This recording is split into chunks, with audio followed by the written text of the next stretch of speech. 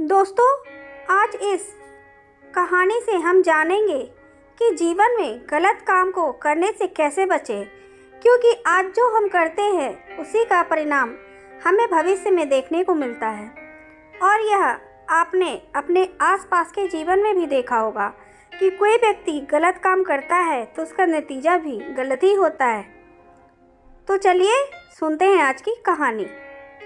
नारायण पंडित अपने समय के विद्वानों में सबसे अधिक विद्वान और पूजनीय थे। नगर के बाहर जंगल में उन्होंने अपना आश्रम बना रखा था, जिसमें दूर दूर से विद्यार्थी पढ़ने आते थे। पंडित जी के आश्रम में किसी प्रकार का भेदभाव या ऊंच नीच नहीं होती थी। राजा का बेटा हो या रंग का, सभी को समान रूप से शिक्षा दीक्षा दी जाती थी। पंडित जी की एक ही पुत्री थी जो तेजी से युवावस्था की ओर बढ़ रही थी। पंडित जी चाहते थे कि जल्दी से जल्दी योग्य वर ढूंढकर उसका विवाह कर दें और इस फर्ज से मुक्त हो जाएं। उनकी बेटी बड़ी सुशील और बुद्धिमान थी। पंडित जी ऐसा ही नेक और बुद्धिमान युवक उसके लिए ढूंढना चाहते थे। एक दिन नारायण पंडित के मन में विचार आया कि क्यों ना मैं अपने सभी शिष्यों की परीक्षा लूं। इन सब में जो भी सबसे अधिक बुद्धिमान होगा उसी से मैं अपनी बेटी का शादी कर दूंगा। दूसरे दिन पंडित जी ने सभी शिष्यों को बुलाकर कहा, देखो शिष्यों, मैं एक परेशानी में फंस गया हूँ। कैसी परेशानी गुरुजी? धर्मसेन नामक युवक ने पूछा। बात दरअसल ऐसी है कि मेरी बेटी विवाह के योग्य हो गई है और आज तक उसके विवाह के लिए मैंने कुछ भी बचा कर नहीं रखा। अब शीघ्र ही मुझे उसका विवाह करना है, जिसके लिए वस्त्र और आभूषण चाहिए। इसमें चिंता की क्या बात है गुरुजी? एक युवक ने कहा, मेरे पिता नगर सेठ हैं। आपके एक आदेश पर मैं हजारों स्वर्ण मुद्राएं लाकर आपके चरणों में डाल सकता हूँ। नहीं नहीं गुरुजी, आप मुझे आदेश दें। मैं इस राज्य का युवराज हूँ। आपके इशारे पर मैं आपके कदमों में धन का ढेर लगा दूंगा। इसी प्रकार बहुत से युवकों ने अपने सामर्थ्य के अनुसार धन देने की प्रार्थना की, किंतु पंडित जी ने किसी का प्रस्ताव स्वीकार नहीं किया और बोले, नहीं नहीं, इस प्रकार मेरा सारा मान सम्मान धूल में मिल जाएगा। लोग कहेंगे कि नारायण पंडित ने भिक्षा लेकर बेटी के हाथ पीले किए हैं। फिर आप ही कोई रास्ता बताइए गुरुजी कि इस समस्या का समाधान कैसे हो। एक युवराज ने कहा, देखो शिष्यों, हमें कोई ऐसा रास्ता तलाशना है कि सांप भी मर जाए और लाठी भी ना टूटे।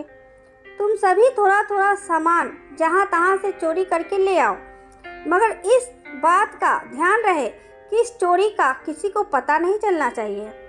अगर दाएं हाथ से चोरी करो तो बाएं हाथ को पता न चले कि क्या चुराया गया है। यह चोरी एकदम गुप्त होनी चाहिए। इस प्रकार तुम्हारे गुरु की लाज बच सकती है। आप चिंता न करें गुरुदेव, सभी शिष्यों ने एक साथ कहा। हम ऐसा ही करेंगे। इस प्रकार सभी शिष्य अपने अपने प्रयासों में लग गए। जो भी शिष्य कोई वस्त्र आभूषण चुरा कर लाता, वह चुपचाप पंडित जी को दे देता। कुछ ही दिनों में गुरु जी के पास ढेरों चीजें एकत्रित हो गई। हर शिष्य द्वारा चुरा कर लाई गई वस्तु पंडित जी अलग अलग रख रहे थे। कुछ दिन गुजर जाने के बाद पंडित जी ने देखा कि लगभग सभी शिष्य कोई न कोई चीज चुरा कर ले आए हैं, मगर धर्मसेन नामक युवक आज तक कोई चीज नहीं लाया। अतः एक दिन उन्होंने सभी विद्यार्थी को एकत्रित किया और बोले, धर्मसेन, हमारे हर शिष्य ने अपनी सामर्थ्य के अनुसार चोरी करके हमें कुछ न कुछ लाकर दिया है, मगर इतने दिन गुजर जाने के बाद भी तुम कोई वस्तु चुरा कर नहीं ला सके। क्या तुम नहीं चाहते कि तुम्हारे गुरुजी की चिंता दूर हो? चाहता हूँ गुरुदेव, दिल से चाहता हूँ। फिर तुम आज तक कोई चीज चुरा कर क्यों नहीं लाए? कैसे चुरा कर लाता गुरुदेव?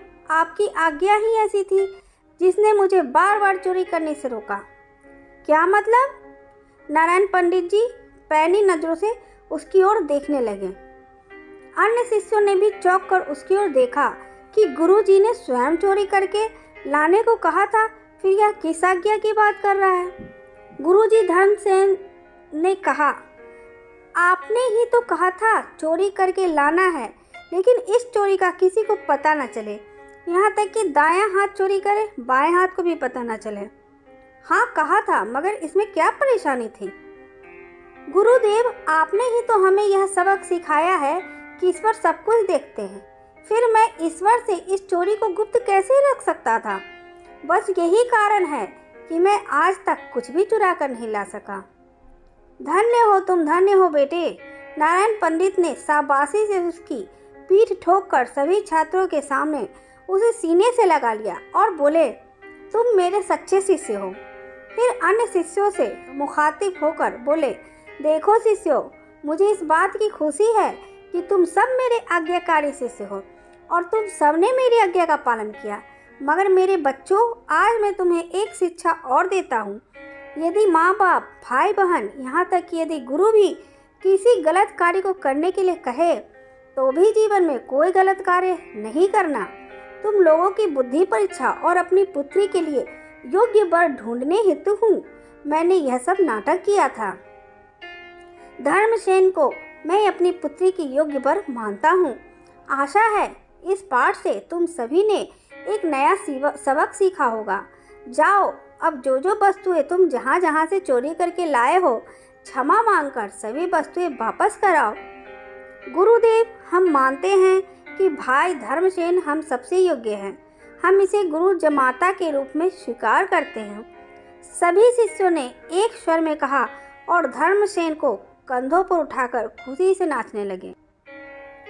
तो दोस्तों, हमें इस कहानी से ये शिक्षा मिलती है, पहला, चाहे आप कितनी भी मुसीबत में क्यों ना हो, पर गलत काम कभी ना चुनें। किसी गलत कार्य को मत करो, चाहे आपके मित्र या परिजन ही क्यों ना करने को कहे। हमेशा कोशिश करो अच्छाई के पथ पर बढ़ते रहने की। और अपने सुझाव और अपने विचार हमें कमेंट बॉक्स में ज़रूर लिख कर बताइए कि आपको हमारी कहानी कैसी लगती है, आपको कुछ सीखने को मिलता है या नहीं मिलता है। तो इसी तरह नई नई प्रेरक बातें आपसे साझा करते रहेंगे हम। धन्यवाद दोस्तों।